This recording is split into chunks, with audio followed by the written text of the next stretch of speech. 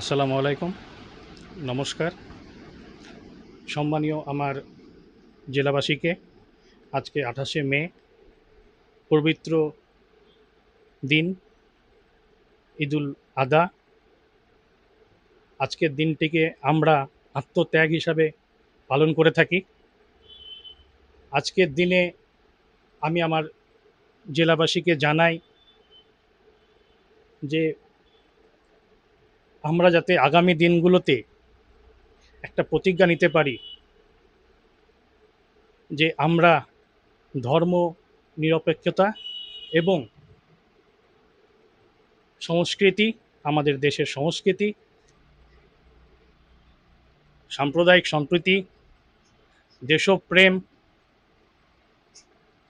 এবং আমাদের দেশের, আমাদের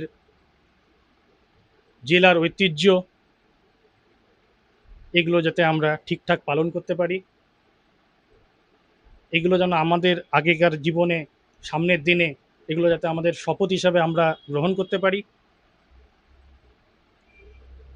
আমাদের এই জেলাবাসী সবাইকে আমি আজকের দিনের শুভেচ্ছা এবং কামনা করব যে সকলে ভালো থাকবেন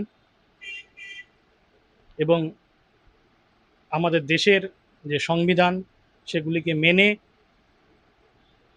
আমাদের জীবনযাপন করার জন্য সবার কাছে শুভকামনা রইল। আমার নাম ফিরদৌস ওয়াহিদ সিদ্দিকী।